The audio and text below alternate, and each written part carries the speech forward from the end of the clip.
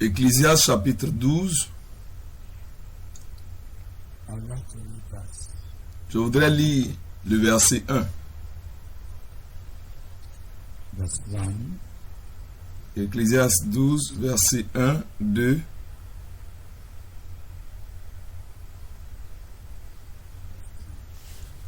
et 3. Mais souviens-toi de ton Créateur pendant les jours de ta jeunesse, avant que les jours mauvais arrivent et que les années s'approchent, où tu diras, je n'y prends point plaisir. Avant que s'obscurcissent le soleil et la lumière, la lune et les étoiles, et que les nuages reviennent après la pluie, temps où les gardiens de la maison tremblent, où les hommes forts se courbent, où celles qui moulent s'arrêtent parce qu'elles sont diminuées, où ceux qui regardent par les fenêtres sont obscurcis. Je veux m'arrêter à ces 3 versets parce que je voudrais juste vous souhaiter la bienvenue ce soir. Un peu avant le chapitre 12, quand on regardait le chapitre 11, de 7 à 10, vous verrez que l'instruction concernant le jeune homme est très excitante, très intéressante. La Bible donnait l'injonction au jeune homme en disant « Jeune homme, réjouis-toi dans ta jeunesse ».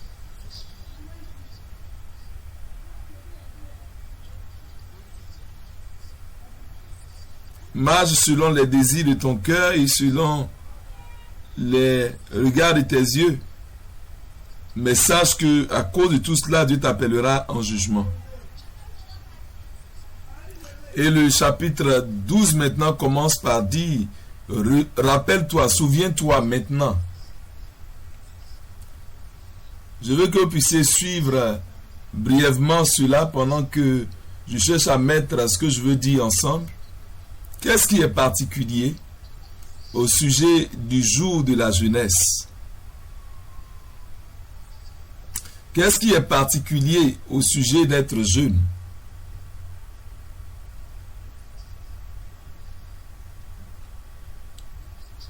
Quelle est la nature particulière de la jeunesse?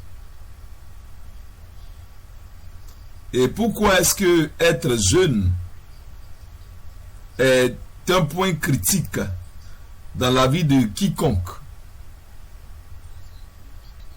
Et pendant que je regarde Ecclésiaste 12, en particulier le verset 1 et 2,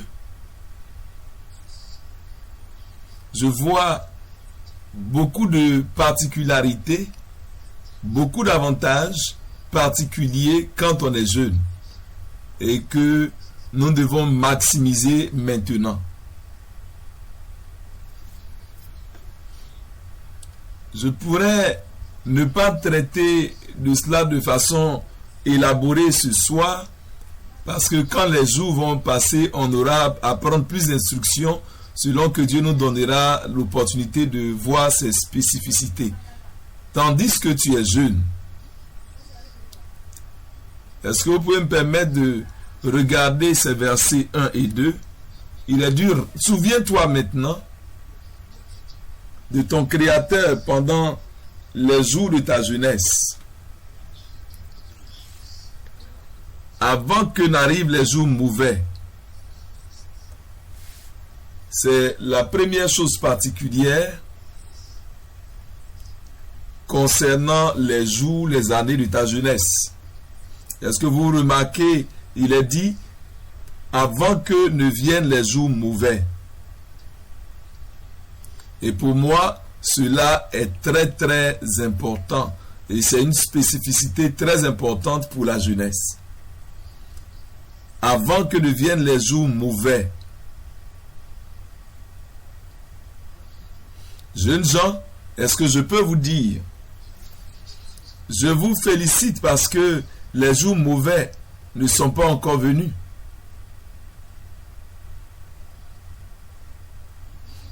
Les jours mauvais ne sont pas encore arrivés. Les jours que vous avez maintenant, ce sont des jours de grandes opportunités. Ce sont des jours d'opportunités, de choix. Des choix qui peuvent être grands, mais les jours mauvais ne sont pas encore arrivés. Les jours mauvais, ils arrivent, mais ils ne sont pas encore arrivés à votre niveau. Écoutez-moi très bien. Le fait que tu sois jeune, c'est déjà merveilleux. Quel que soit ce qui t'est arrivé avant maintenant, même si ça peut paraître pénible, laisse-moi te dire, ce n'est pas encore des jours mauvais. Est-ce que vous m'entendez? C'est même pas encore des jours mauvais parce que tu es encore jeune. Pour être honnête, tu peux annuler ou bien rectifier certaines de ces choses. Et si tu fais les bonnes choses maintenant, personne ne va même pas se rappeler des mauvaises choses qui te sont arrivées. Mais la question est celle-ci. Pendant que tu es en train de passer par les jours de ta jeunesse, les mauvais jours également approchent. Les jours mauvais qui vont rendre tes erreurs permanentes sont en train d'avancer aussi. Les jours mauvais qui vont mettre une marque indélébile de tristesse sur ta destinée, ces jours-là arrivent aussi. Mais maintenant, ils ne sont pas encore arrivés. Et parce que les jours mauvais ne sont pas encore arrivés, tu as l'opportunité de repousser cela. Tu as l'opportunité par la grâce de Dieu de dire, ma vie ne va pas être ainsi, de cette manière. Est-ce que vous m'entendez? Parfois, vous rencontrez une jeune dame, une femme, qui, lorsqu'elle était jeune comme vous, elle n'a pas fait les bons choix. Elle est tombée dans les mains de charlatans. Et avant de s'en rendre compte, quelque chose au sujet de sa vie a été déjà endommagé. Et elle a fait des choses qui ont mis des jours mauvais permanents dans sa vie maintenant. Quand vous rencontrez de telles personnes et qu'elles te voient, quelque chose qu'elles se disent silencieusement, elles se disent, oh, la manière dont tu fais là, c'est ce que je faisais quand j'étais jeune. J'aurais souhaité avoir la chance de prendre ma décision à nouveau. J'aurais souhaité, souvent, quand vous leur demandez de vous montrer leurs photos, il y a certaines images qu'elles ne voudraient pas que vous voyez. Quand elles ouvrent cette page-là, il y en a même qui ont déjà enlevé ce genre d'images-là de leur album. Parce qu'elles détestent ce genre de souvenirs. Il y en a certains qui auraient souhaité qu'elle se rappelle ce jour-là où il y avait une soirée dansante et qui a été le point de départ pour détruire toute sa vie. Vous voyez, les jours mauvais veulent prendre avantage en confisquant vos opportunités de jeunesse. Mais je voudrais vous dire, les jours mauvais pour vous ne sont pas encore arrivés. Pourquoi est-ce que je suis content et que je vous parle avec cette excitation? C'est parce que vos jours mauvais ne sont pas encore venus. Je bénis Dieu que j'ai eu l'opportunité de parler à différentes personnes, des différentes classes d'âge de personnes. J'ai rencontré différentes personnes. Et quand je leur prêche, je vois leur désir. Je vois leur désir de servir Dieu, de changer. Mais ils sont limités. Parce que les jours mauvais ont déjà travaillé sur leur vie. Il n'y a plus rien qu'on puisse faire à ce sujet. Et ils disent, frère Guillet, qu'est-ce qu'on peut faire? Et je dis, bon, on va juste te préparer et t'aménager pour le ciel.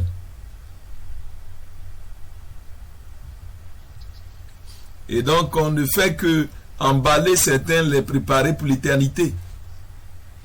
On a dit, frère, il n'y a plus grande chose qu'on peut faire au sujet de ce qui a été déjà gâté. Mais puisque pour ne pas qu'il t'arrive un plus grand mal, alors voilà ce qu'on peut faire.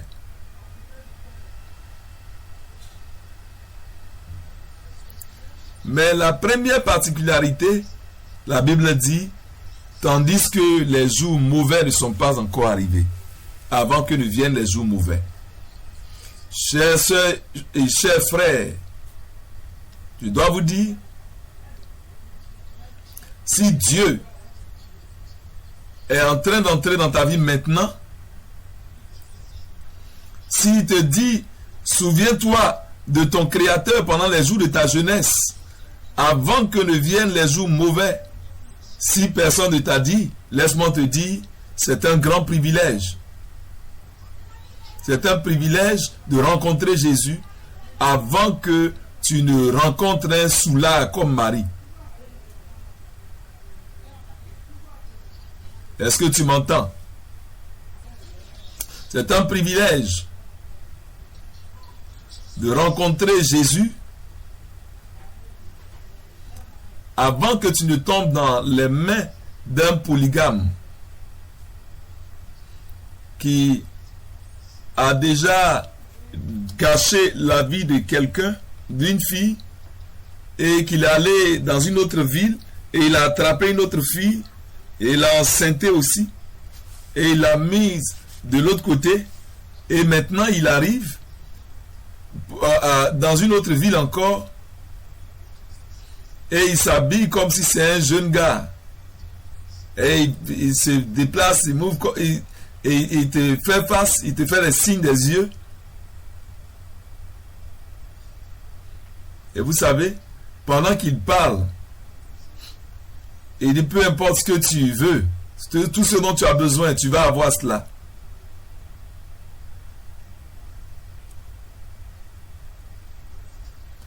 Et pendant qu'il parle, il va mettre sa main dans sa poche comme s'il y a quelque chose là. Il n'y a rien là-bas. Parfois, il a loué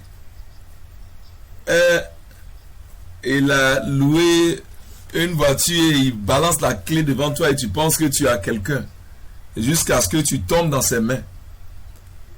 Et alors, la femme qui est dans l'autre ville là-bas apparaître pour dire, mais qui est cette fille-là?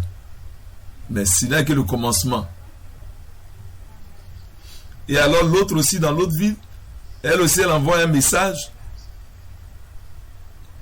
Elle dit concernant notre enfant, tu demandes quel enfant? Ça ce n'est que le commencement.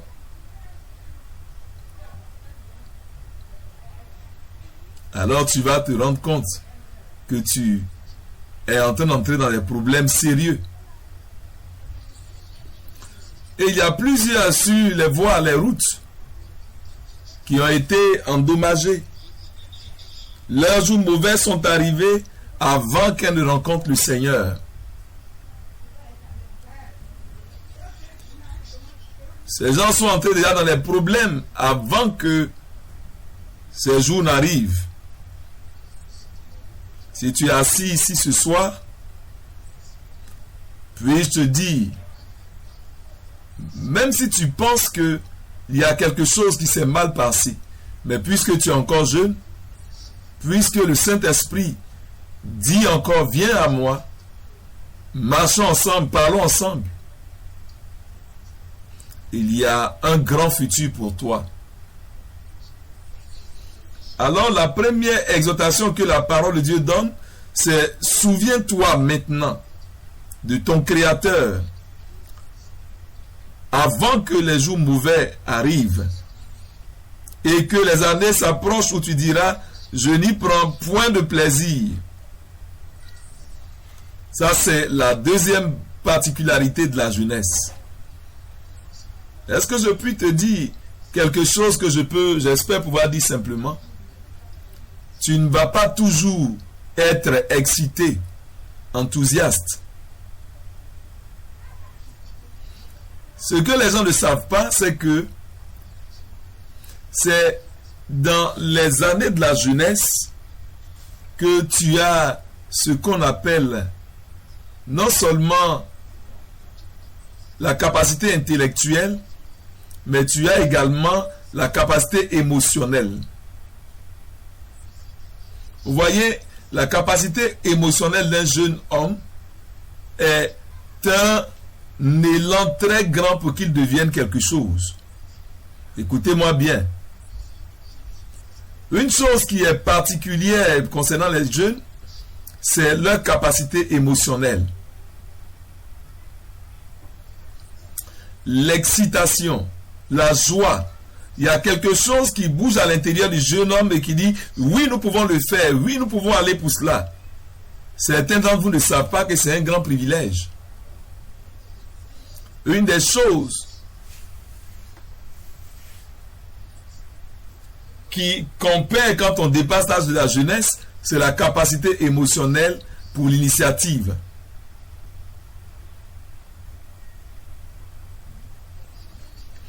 Il y a plusieurs hommes qui sont un peu plus âgés, qui en fait, ils peuvent voir quelque chose de grand qu'ils auraient pu faire, mais ils se disent, ah, comment est-ce que je peux commencer cela encore? Ça va, il faut laisser tomber. Vous savez ce qu'ils ont perdu? Ils ont perdu l'élan intérieur, la capacité émotionnelle pour se mettre en marche. Cela est parti. Cela est parti. Et il n'y a rien en eux qui les pousse, qui les tire. C'est pourquoi chaque fois que vous lisez la Bible et qu'on parle des jeunes, la plupart des choses concernant les jeunes, c'est que c'est le point le plus élevé de ta capacité émotionnelle. Et c'est pourquoi le diable, lui aussi, se focalise sur toi. Est-ce que vous comprenez? Parce que ta capacité intellectuelle est à son plus haut niveau à ce moment-là. C'est le moment où tu peux aimer. C'est en ce moment-là que tu peux prendre le dessus et appliquer toute ta force dans l'aventure. C'est le type de temps que même si quelqu'un est une grande montagne, tu pourras dire, je peux grimper cela. Vous voyez, beaucoup de personnes pensent que les jeunes gens ne pensent pas. Non, ce n'est pas parce qu'ils ne pensent pas. Les jeunes gens, ils pensent, ils réfléchissent. Mais la manière dont ils réfléchissent,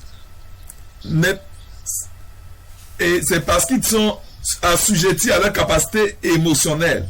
Si un jeune homme est excité par quelque chose, il peut dire, même si ça va me coûter quelque chose, je suis prêt à donner cela. Mais quand un homme a perdu sa capacité émotionnelle, une des choses qu'il fait, il pense de façon rétrospective. Il se dit, mais si je commence ça maintenant,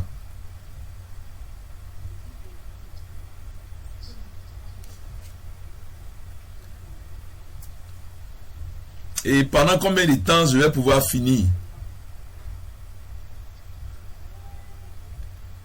qu'est-ce que je vais faire avant d'aller à la retraite? Ça, c'est un homme qui a perdu quoi? Il a perdu la capacité, l'élan dont un homme a besoin pour pouvoir faire de grandes choses. Mais aujourd'hui, tu es au plus haut niveau de ta capacité émotionnelle, ou bien ce qu'on pourrait appeler l'exubérance, ou bien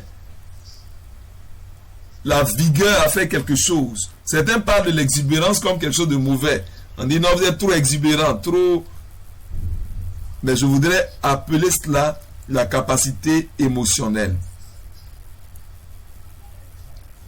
La capacité pour engager quelque chose et avoir cela se faire. C'est le temps où on a un intérêt qui peut demeurer. C'est le temps où, si un jeune homme a saisi quelque chose, l'intérêt est tellement fort que il va même courir, gravir une montagne pour cela. Je puis vous dire, c'est une bénédiction spécifique particulière. L'une des choses qui me dérange et que je voudrais vous en parler, c'est qu'il y a des gens qui ne sont pas motivés dans leur jeunesse. Quand je vois que tu es jeune et que tu n'es pas motivé par quoi que ce soit, alors quand tu seras vieux, je ne sais pas ce que tu deviendras. Tu seras tellement éparpillé, dispersé. Il n'y aurait pas un point élevé dans ta vie. Il n'y aura pas de référence dans ta vie. Tu ne pourras pas dire, dans ces jours-là, il n'y aurait pas ces jours-là. Quand je rencontre des jeunes gens qui ne sont pas excités dans leur jeunesse, alors j'ai peur de leur avenir. Parce que à leur vieil âge, ça sera compliqué, ça sera terrible. Laissez-moi vous dire la vérité. Si maintenant, on dit quel diplôme tu as, et puis non, moi, ça ne... Donc, à l'âge de 18 ans, 19 ans, 20 ans, tu n'es pas excité par quoi que ce soit.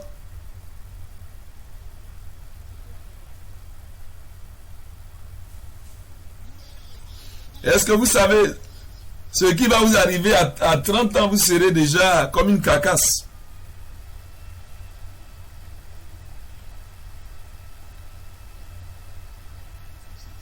La raison, c'est que la capacité émotionnelle est une bénédiction divine. Et Dieu donne cela aux jeunes hommes. Et quand j'utilise cela, cela ne veut pas dire que les gens plus âgés n'ont pas de capacité émotionnelle pour faire quelque chose. Mais je veux vous dire que ça demande un plus grand effort à un homme âgé pour tenir sa capacité émotionnelle.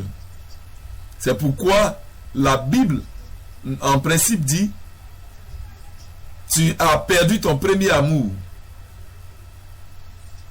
Tu étais très excité au sujet de Dieu auparavant. » C'est une question d'âge avancé. Ne laisse pas les années arriver et que tu ne dises plus « Je n'ai pas d'intérêt ». Je veux t'informer, tu ne vas pas toujours être excité, enthousiaste. Tu ne seras pas toujours enthousiaste. Et cela s'applique à tous les domaines de la vie.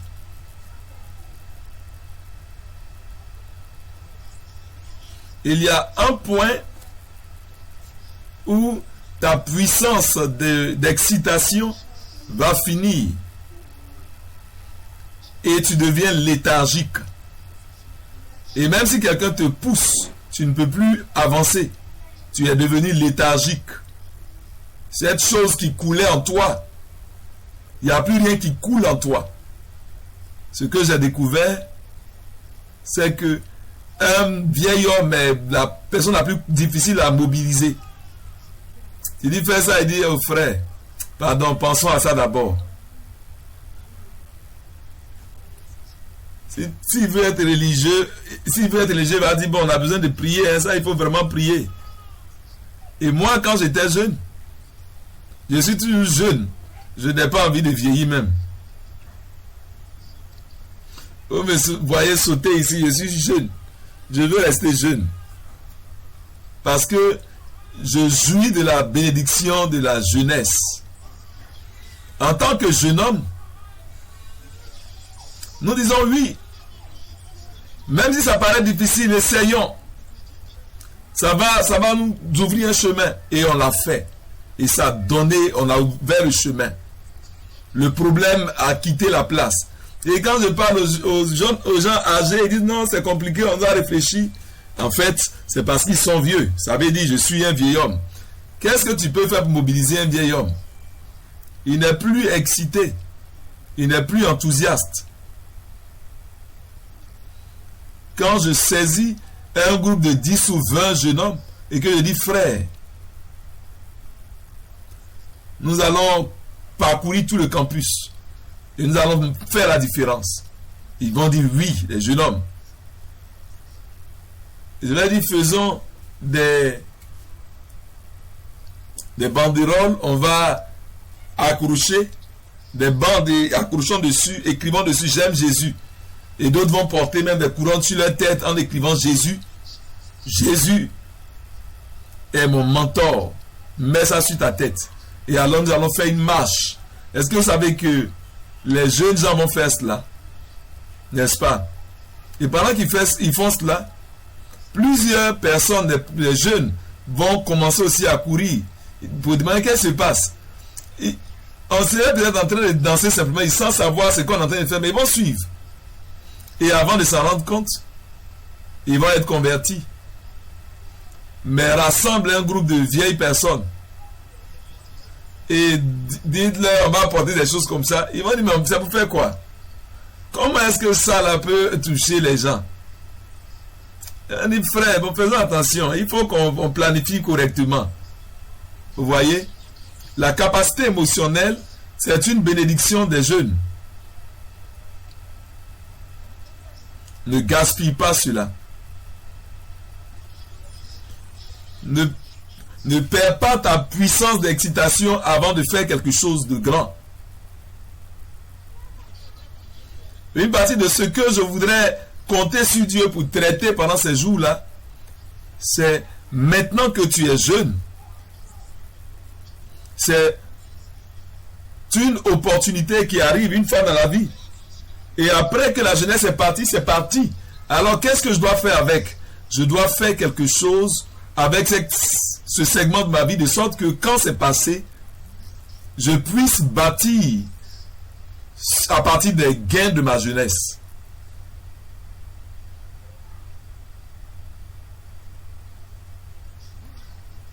Je ne veux pas être un médiocre dans ma jeunesse. Est-ce que vous m'entendez? Être un médiocre, quand tu as la plus haute capacité émotionnelle, ça te rendra un bon allié quand il n'aura plus d'élan pour faire quoi que ce soit. Est-ce que vous suivez? Ce qui est particulier au sujet de ce moment où tu es jeune, c'est le temps d'un intérêt qui peut être maintenu, un plaisir qui peut être maintenu, ou une capacité émotionnelle pour amener les choses à se produire. Et ça, c'est le moment pour l'engager. Pour l'engager. L'engager pour quelque chose pour lequel on se rappellera de toi quand tu seras plus âgé. Quoi d'autre qui est spécifique au sujet de la jeunesse, les années de la jeunesse? Il a dit, avant que s'obscurcissent le soleil et la lumière, la lune et les étoiles, et je regardais ces quatre choses, le soleil, la lumière, la lune et les étoiles. Regardez quatre choses. Ça paraît se ressembler. Ça paraît pareil, mais ce n'est pas exactement la même chose. Et je me demande, en quoi est-ce que cela peut être une bénédiction particulière pour un jeune homme? Avant que s'obscurcisse le soleil.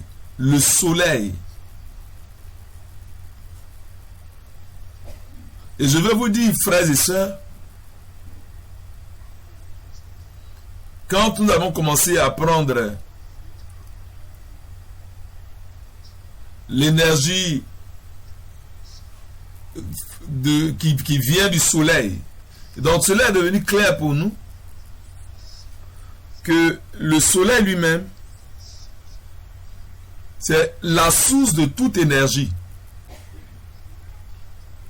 que ce soit électromagnétique ou bien l'énergie thermique. Toute forme d'énergie provient du soleil à un certain point. Et Dieu dit, en tant que jeune homme, ton soleil se lève. Ton soleil se lève à son plus haut niveau.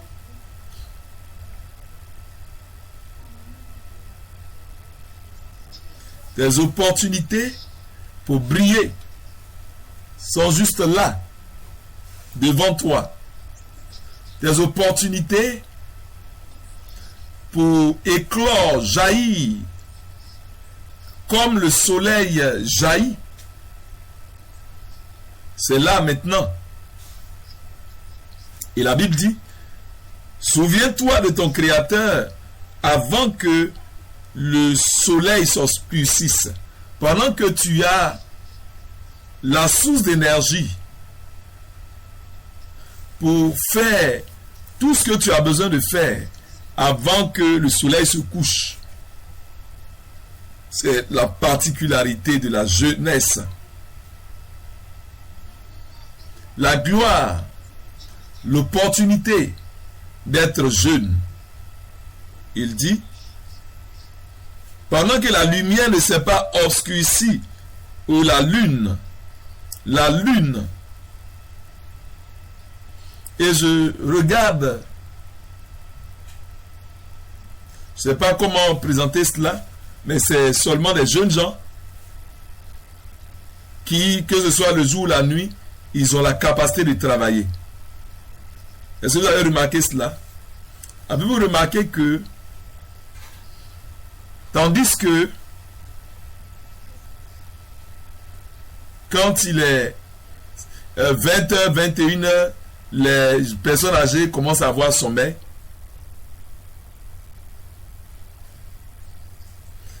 Est-ce que vous remarquez que en tant que jeune, et même à 21h, dans ce moment-là que tu es bien éveillé, est-ce que vous avez remarqué cela?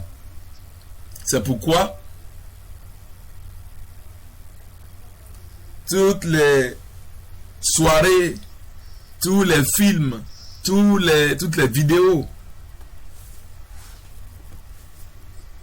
à quel moment est-ce qu'on programme cela? C'est la nuit. Qui est-ce qu'ils espèrent capturer? C'est les jeunes. Les jeunes gens.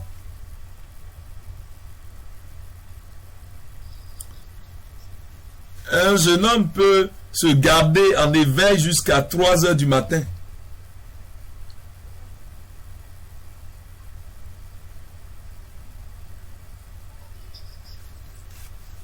Et il dort pendant 2-3 heures, il se réveille, il frotte son visage et il est debout.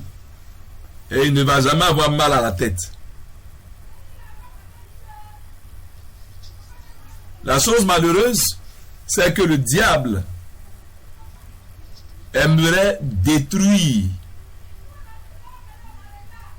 cette période de la jeunesse.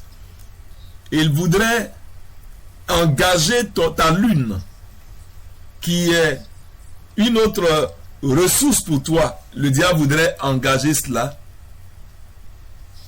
en te mettant dans une addiction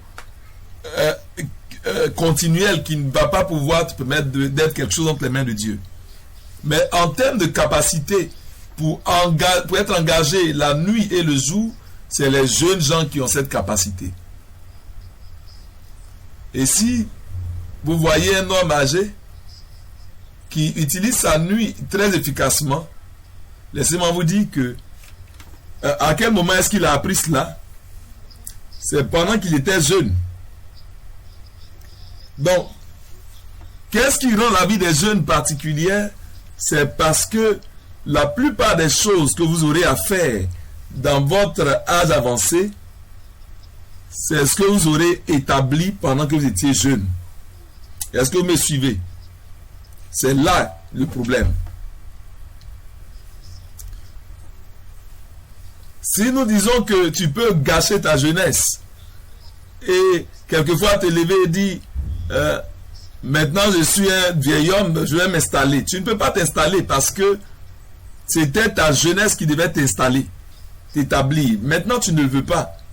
Tu es à un moment critique. Et qu'est-ce que le Saint-Esprit dit? Il dit, mais souviens-toi de ton Créateur pendant les jours de ta jeunesse. Les étoiles. Si tu planifies, si tu envisages sous Dieu de porter des étoiles, pour être une étoile dans ta génération, ou être une étoile entre les mains de Dieu, ou être une étoile dans ta profession. Est-ce que vous suivez? C'est le temps maintenant. C'est maintenant le temps.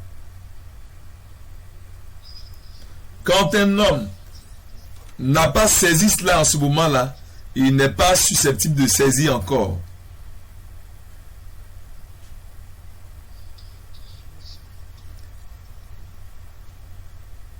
Et que les nuages deviennent après la pluie.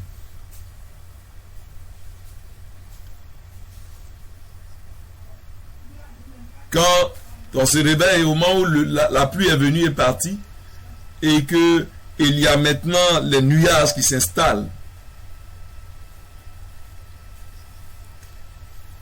Rappelle-toi maintenant, souviens-toi de ton Créateur.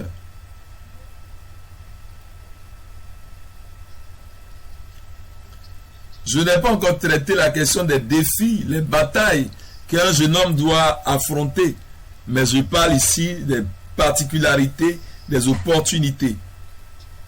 Les opportunités quand on est jeune.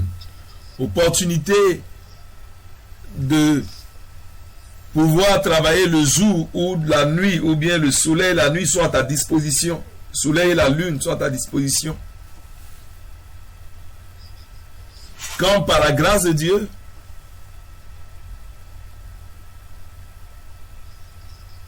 Dieu te donne des opportunités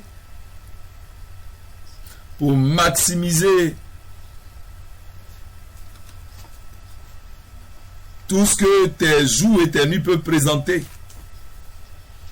Qu'est-ce que tu fais à ce moment? Il dit, souviens-toi maintenant. J'aurais voulu vous présenter cela pour vous demander de prier avec moi. Que à cause de ce segment, tu as une responsabilité et il faut l'employer entre les mains de Dieu pendant que tu as l'opportunité. Pour l'investir correctement. De sorte que les jours mauvais ne sautent pas sur toi par inadvertance. De sorte que ton soleil, ta lumière, ta lune et tes étoiles ne deviennent pas obscurcis. Et que les nuits qui devaient fertiliser ta vie et t'amener à être ce que Dieu veut que tu sois ne deviennent ténèbres, nuages de ténèbres. Souviens-toi maintenant de ton Créateur au jour de ta jeunesse. Comment est-ce que nous faisons cela? Comment faire cela? Et le passage que je voudrais utiliser pour conclure cela, de sorte que nous puissions prier ce soir, c'est dans le livre suivant, Cantique des cantiques.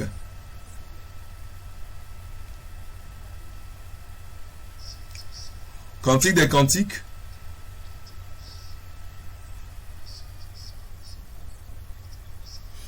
Cantique des cantiques. Allons au chapitre 5. À partir du verset 1, il est dit: j'entre dans mon jardin. Ma sœur, ma fiancée. Je cueille ma myrrhe avec mes aromates.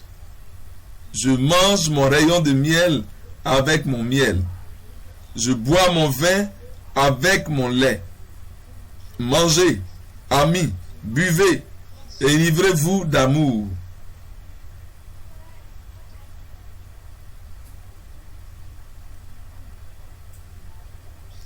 J'étais endormi, mais mon cœur veillait. C'est la voix de mon bien-aimé qui frappe. Ouvre-moi, ma sœur, mon ami, ma colombe, ma parfaite. Car ma tête est couverte de rosée. Mes boucles sont pleines des gouttes de la nuit. Et quelle est la réponse? J'ai ôté ma tunique. Comment la remettrai-je? J'ai lavé mes pieds. Comment les salirai-je? Mon bien-aimé a passé la main par la fenêtre et mes entrailles se sont émues pour lui. Je me suis levé pour ouvrir à mon bien-aimé et de mes mains a dégoûté la myrrhe de mes doigts, la myrrhe répandue sur la poignée du verrou. J'ai ouvert à mon bien-aimé, mais qu'est-ce qui s'est passé? Mon bien-aimé s'en était allé. Il avait disparu. J'étais hors de moi quand il me parlait. Je l'ai cherché et je ne l'ai point trouvé. Je l'ai appelé et il ne m'a point répondu. Les gardes qui font la ronde dans la ville m'ont rencontré. Ils m'ont frappé, ils m'ont blessé, ils m'ont enlevé mon voile, les gardes des murs. Je vous en conjure, filles de Jérusalem, si vous trouvez mon bien-aimé, que lui direz-vous? Que je suis malade d'amour. Regardez la réponse. Car ton bien-aimé de plus qu'un autre, ô la plus belle des femmes, car ton bien-aimé de plus qu'un autre, pour que tu nous conjures ainsi. Qu'est-ce que nous lisons ici? C'est un beau poème, n'est-ce pas? Ça aurait pu être une belle lettre d'amour. Mais puisque je ne traite pas de cela ce soir, je voudrais tirer 2 points pour que nous puissions prier. Est-ce que vous voyez l'opportunité perdue dans cette histoire? Est-ce que vous voyez l'opportunité perdue? Examinons cela rapidement, parce qu'en tant que jeune, ce que tu as besoin de faire pour ne pas perdre tes propres opportunités, ta réponse à l'appel qui, quand on tape à la porte de ta vie, regardons cela, il dit,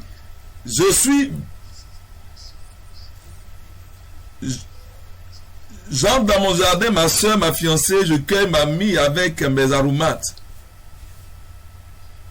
Je suis venu. Et cette fiancée, ce fiancé, c'est le Seigneur qui est venu. Je suis venu dans mon jardin. Je suis venu à toi. Là, vous voyez ce qu'il dit. La réponse, j'étais endormi, mais mon cœur veillait. C'est la voix de mon bien-aimé qui frappe, disant, ouvre-moi, ma soeur, mon ami, ma colombe, ma parfaite. Ouvre-moi. Je vois le Seigneur qui vient et qui dit, toi, tu es encore parfait. Viens, ouvre-moi. Avant que les jours mauvais ne viennent pour te ravager, ouvre-moi. Avant que ces chasseurs qui sont en train de chasser ta destinée, avant qu'ils ne prennent le dessus sur ton avenir, ouvre-moi. Avant que les pièges que le diable a mis sur le chemin de beaucoup de tes collègues, avant que tu ne tombes dans ces pièges, ouvre-moi. Ouvre-moi. Ouvre-moi. S'il te plaît, ouvre-moi. Ma soeur, mon ami, ma colombe, ma parfaite. Ma tête est couverte de rosée. Mes boucles sont pleines de gouttes de la nuit. Ouvre-moi. Et il a mis sa main. Il a mis sa main par l'ouverture de la porte en cherchant à ouvrir. Ouvre-moi. Mais est-ce que vous pouvez voir la réponse? Regardez la réponse sérieuse et inutile. Qu'est-ce qu'il répond? Qu'est-ce qu'elle dit? J'ai ôté ma tunique. Il y a certaines choses qui me marquent dans cela. Le monsieur ne dit pas sors. S'il avait dit sors, tu pouvais dire mais je suis dévêtu. J'ai enlevé mes habits. Comment est-ce que je peux les porter à nouveau? Qu'est-ce qu'il a dit? Ouvre-moi pour que je puisse entrer.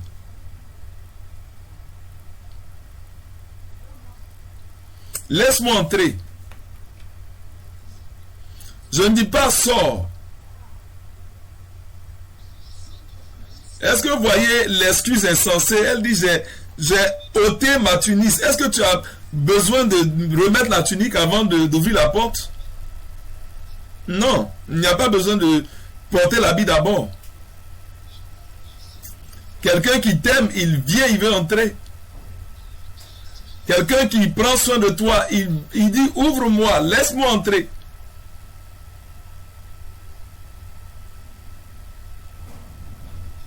Tu n'as pas besoin de te vêtir pour me rencontrer. Je te veux tel que tu es. Les amis, peu importe ce qui est arrivé à ta vie, Jésus ne te demande pas de te vêtir. Il dit, ouvre-moi simplement, tel que tu es. Je veux entrer. Je veux faire quelque chose avec ta vie. Ouvre-moi. La première excuse, non, j'ai ôté ma tunique. Comment la remettrai-je? La question est, comment est-ce que tu l'as enlevée?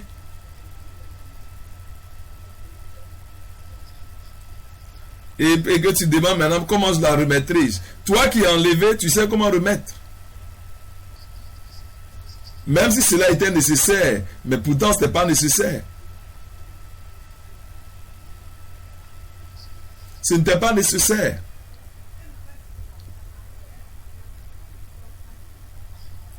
Maintenant, quelle est la prochaine chose que je voudrais vous faire savoir?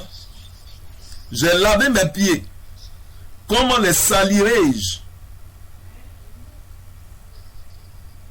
D'où vient cette souillure, cette saleté?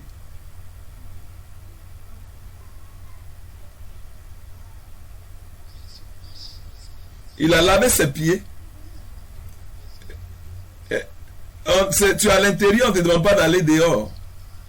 Quelle est cette affaire de saleté dont tu parles? C'est une excuse. Chers frères, chères sœurs, je veux te dire que Dieu, je prie que Dieu puisse vous aider à l'entendre, lui qui frappe. Il dit, ouvre-moi. Ma soeur, mon frère, ouvre-moi.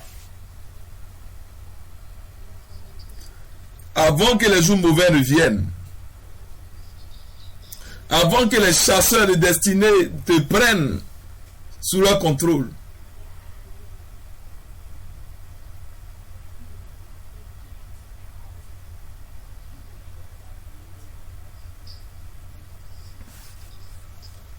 Et dans un effort désespéré, mon bien-aimé a passé la main par la fenêtre. Je ne sais pas si vous pouvez voir. Il a mis son doigt en essayant de voir s'il pouvait ouvrir. Le désir franc du Seigneur, déterminé pour venir entrer parce qu'il veut entrer.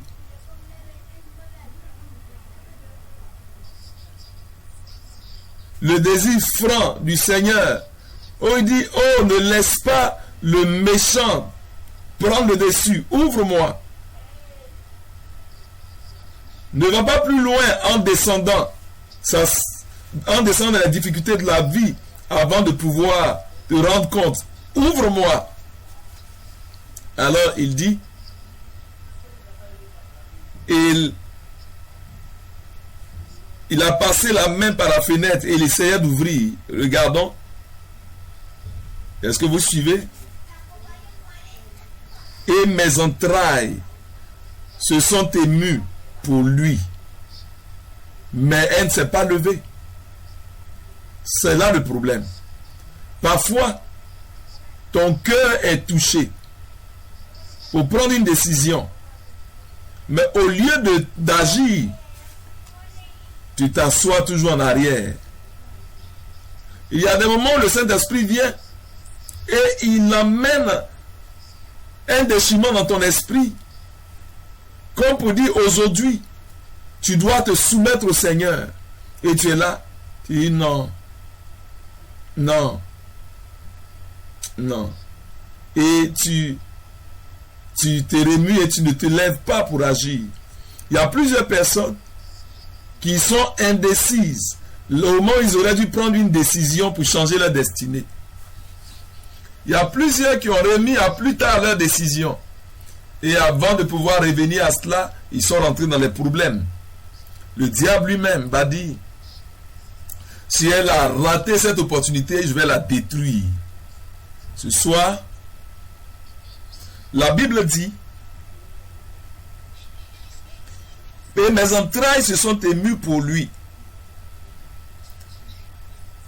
Mon cœur était serré à l'intérieur de moi, mais elle n'a pas agi. Ne sois pas simplement touché dans tes sentiments, il faut agir. Est-ce que vous m'entendez? Il faut agir. Pose un pas.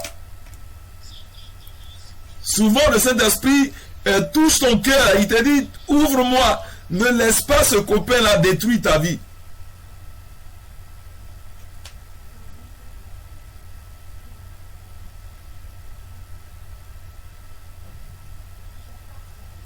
Ton cœur est touché un peu, et au lieu de prendre un pas, de poser un pas pratique, tu ne le fais pas. Et pourquoi Dieu nous rassemble, vous et moi encore? Parce que le Seigneur dit, avant que l'obscurité ne vienne sur ton soleil, ta lune, tes étoiles, avant que cela n'arrive, ouvre-moi, ouvre-moi.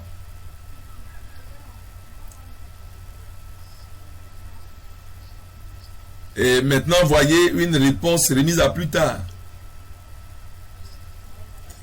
Écoutez-moi. Tu pourrais donner ta vie à Christ en fin de compte, après que les choses aient été détruites. J'ai plusieurs gens de mon âge, pendant que la parole de Dieu venait à nous, ils n'ont pas répondu en ce moment. Et quand ils ont éparpillé leur vie, les choses sont mélangées. Alors je les vois maintenant, ils veulent donner leur vie à Christ. Un de mes amis d'école m'a envoyé un médecin il y a quelques semaines pour que je puisse me rappeler de lui. Il a dû écrire, la lettre est signée avec son surnom qu'on utilisait quand on était à l'école. Quel est toi ton petit nom, ton surnom? Donc quand on était jeune, on avait ce genre de surnom là, qu'on prenait pour nous appeler. Donc il me rappelait. Et vous voyez ce qu'il disait? Il dit, quand vous vous donniez votre vie à Christ. J'étais en train de me gaspiller, je ne savais pas que j'étais en train de gâcher ma vie. Maintenant, je me rends compte que vous avez pris la bonne décision, vous avez fait le bon choix. Je vois comment vos vies ont avancé. Les gens m'ont mis au défi avec tes livres. Quand j'ai vu ton livre et je voyais les gens courir après ton livre, je me dis, mais ça c'est mon ami de classe. Biné Akani, c'était mon ami de classe. Et donc par curiosité, il voulait savoir si c'était moi ou un autre. Il a pris le numéro de téléphone et c'est là qu'il a envoyé un SMS. Juste pour confirmer si c'est Biné Akani qui était à l'école de Bomosho, au lycée de Bomosho en telle année. Si c'est vraiment toi, il faut confirmer. Donc je lui ai dit oui, c'est moi, Billy Akani. Je lui ai répondu, il a dit ah oui.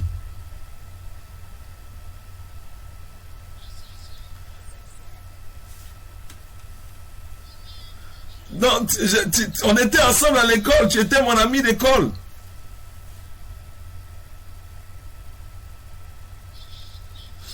Si j'avais su, je t'aurais suivi en ce moment-là. Mais où il va commencer?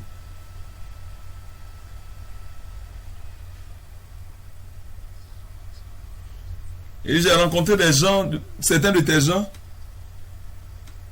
et c'est eux qui sont en train de me diriger maintenant. Et je leur ai dit, mais tu dois suivre ces gens-là.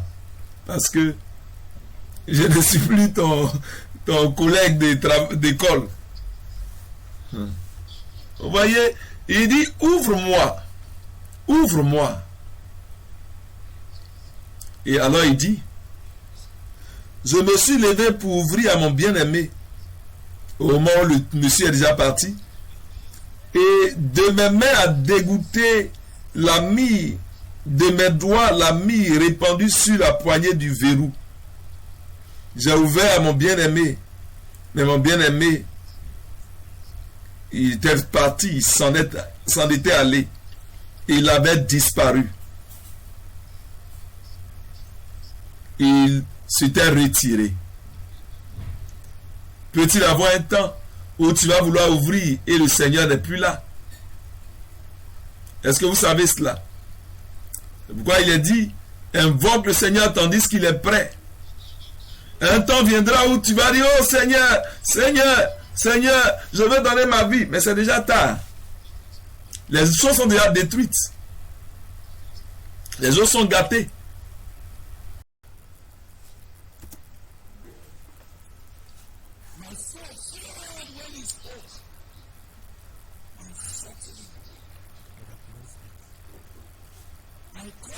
J'étais hors de moi quand il me parlait, je l'ai cherché et je ne l'ai point trouvé. Je l'ai appelé et il ne m'a point répondu.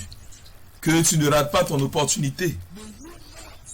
Que tu ne laisses pas quoi que ce soit. Et je prie pour toi, ne laisse rien se tenir et qui va te priver de l'opportunité glorieuse pour maximiser ce temps pendant que tu es jeune.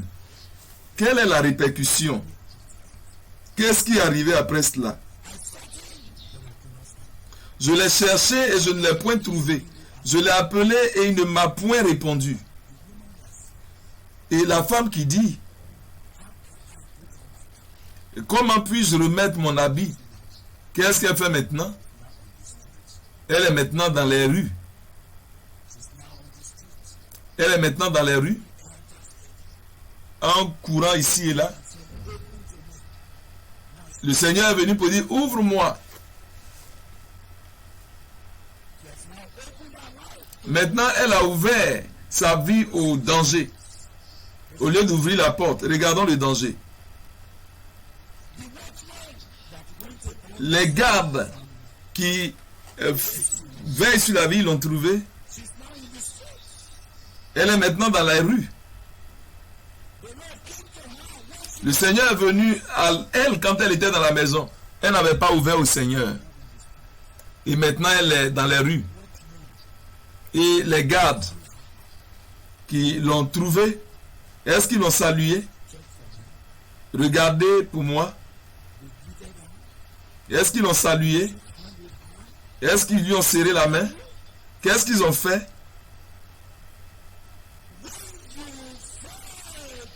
Quand tu manques de donner la chance au Seigneur, les gardes de la ville vont te rencontrer, te frapper, te blesser. Et ils l'ont frappé et ils l'ont blessé. Ils l'ont blessé. Elle dit, ils m'ont frappé, ils m'ont blessé.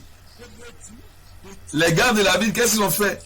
Ils m'ont enlevé mon voile. Ils ont enlevé mon voile. Ils l'ont mise nue.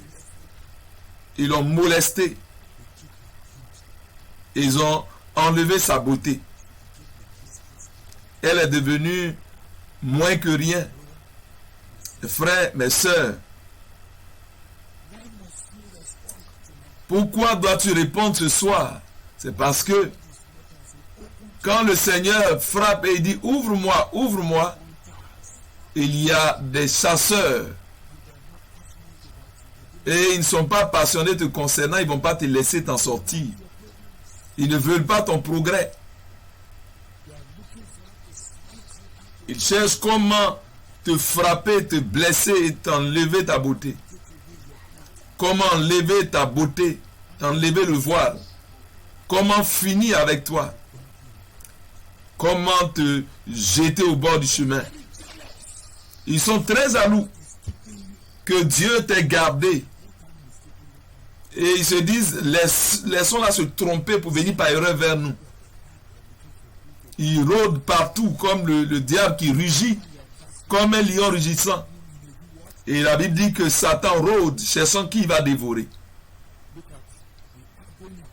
Regardez l'agonie d'une vie qui a manqué l'opportunité. Regardez l'agonie. Il est dit, ils m'ont frappé, ils m'ont blessé, ils m'ont enlevé mon voile. Les gardes des murs. Alors elle se tourne vers les filles de Jérusalem et leur demande, filles de Jérusalem, est-ce que vous avez vu mon bien-aimé? Est-ce que vous avez vu mon bien-aimé? Pouvez-vous me montrer où il est? Regardez leur réponse. Quelle était leur réponse? Qu'a ton bien-aimé de plus qu'un autre?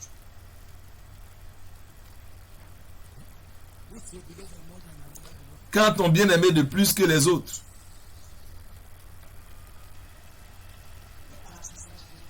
Mais cela touche mon cœur. Quand tu manques ton opportunité, tu tombes entre de mauvaises mains. Tu tombes dans les mains des gens qui n'ont pas d'affection. Et ils vont vouloir déchirer ton voile.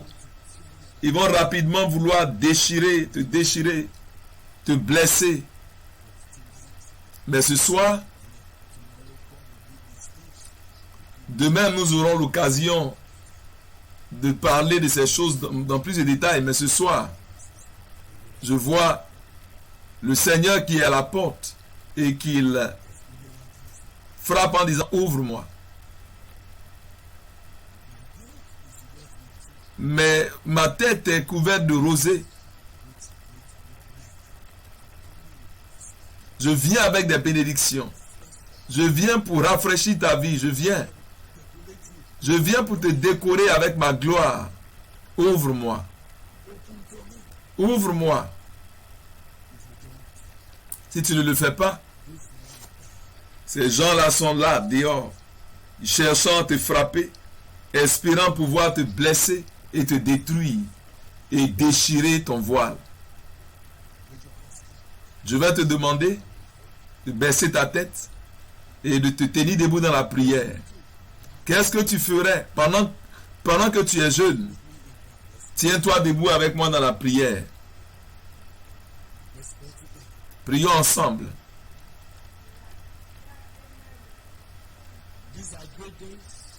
Ce sont de grands jours. Ce sont des temps merveilleux où le Seigneur pense à ce que tu vas devenir dans les jours à venir. Mais Jésus vient et il dit, ouvre-moi. Donne-moi de l'espace. Ne les laisse pas déchirer ton voile. Ne sois pas blessé avant de commencer à courir ici et là. Tu pourrais continuer à courir ici et là en fin de compte. Tu pourrais être sur le chemin, les rues en train de chercher la paix, la satisfaction, et tu tomberas dans les mains de plusieurs. D'autres sont tombés dans les mains de faux pasteurs. Certaines filles ont été violées, non pas par leurs copains sur le chemin, mais c'est quand elles cherchaient la délivrance. Et elles sont tombées entre les mains des soi-disant pasteurs et prophètes qui les ont violées. Et il dit, si tu dis à quelqu'un,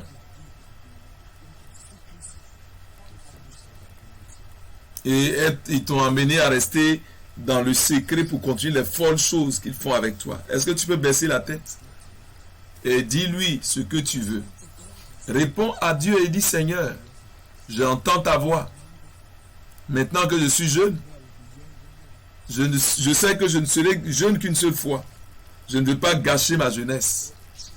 Seigneur Jésus, j'entends ta voix. J'entends ce que tu dis.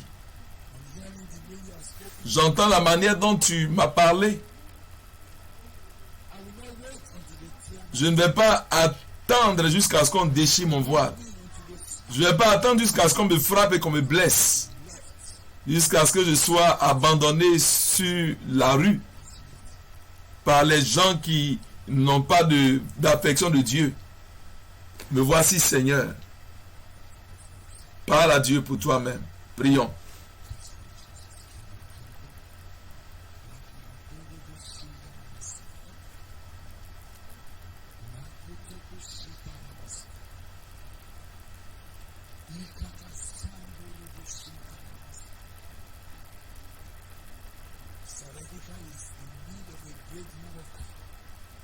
Il y a un besoin d'un grand mouvement de Dieu.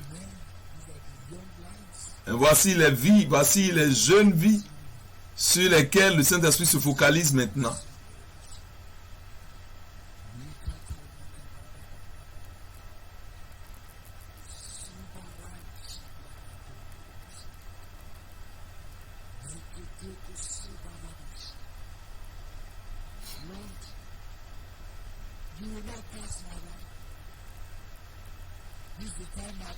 Seigneur, ne me dépasse pas. C'est maintenant que mes capacités émotionnelles sont plus fortes. Que cela ne soit pas gâché, que cela ne soit pas détruit. Que je ne m'installe pas dans la médiocrité à ce stade. Je trouve ma vie. Seigneur,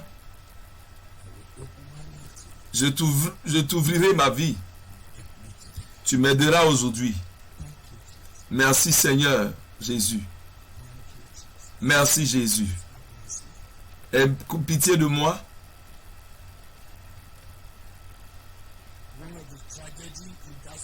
L'une des tragédies dans cette histoire, ce sont les excuses insensées que cette dame donnait.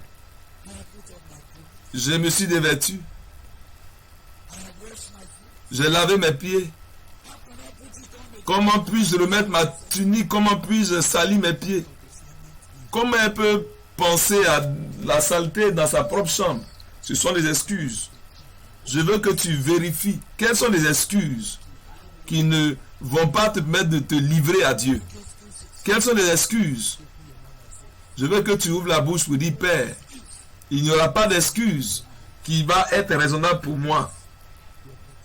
Je ne veux pas gâcher les opportunités de te laisser entrer et organiser et donner la direction, un objectif à ma vie pendant que je suis jeune.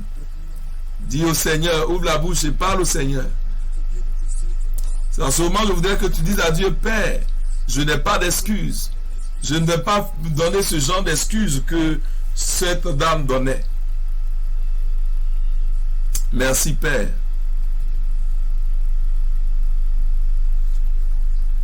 Merci, Seigneur.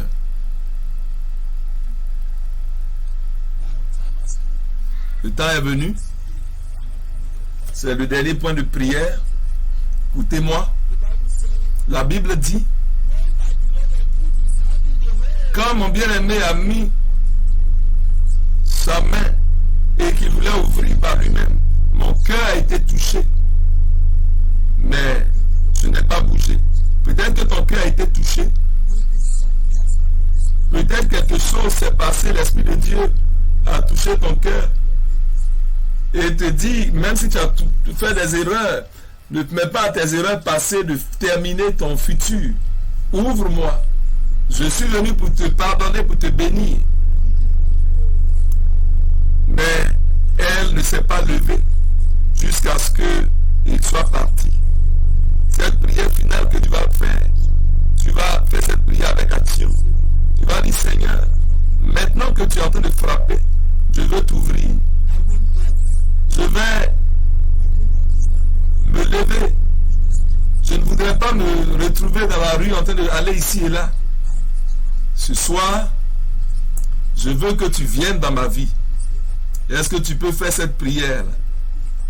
Et pendant que tu fais cela, sincèrement, tu es en train de dire, Seigneur, pendant que je suis jeune, maintenant que je suis jeune, maintenant que j'ai la capacité, maintenant que les jours devant moi sont encore là, maintenant que les jours mauvais ne m'ont pas encore enveloppé, Seigneur, viens dans ma vie.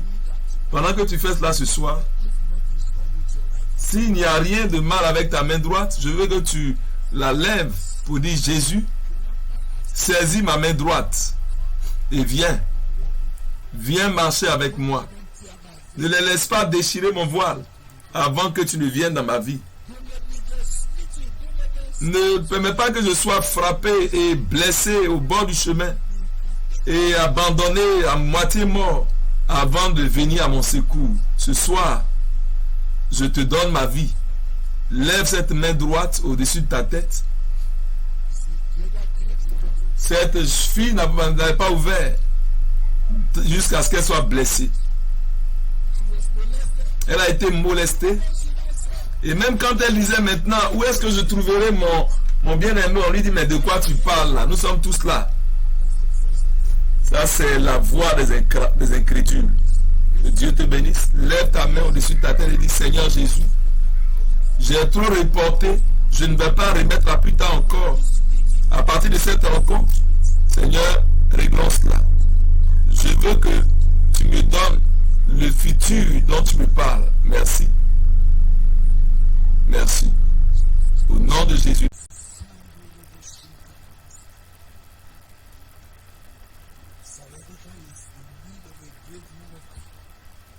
Il y a un besoin d'un grand mouvement de Dieu. Et voici les jeunes vies sur lesquelles le Saint-Esprit se focalise maintenant.